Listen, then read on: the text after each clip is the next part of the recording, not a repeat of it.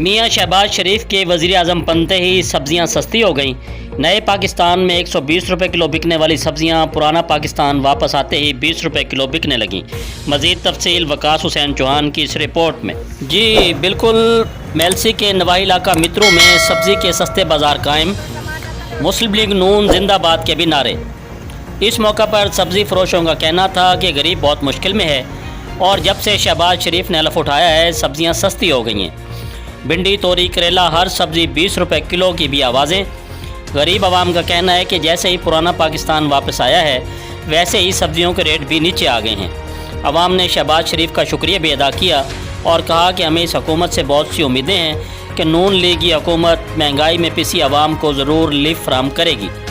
इस मौका पर मोहम्मद इकबाल अराई, शहजाद हीरो, मोहम्मद मुनीर भट्टी, गफ़ार सुल्तानी ने भी सब्ज़ी फरोशों की हौसला अफजाई भी की और पाकिस्तान मुस्लिम लीग नून के हक़ में नारे भी लगाए।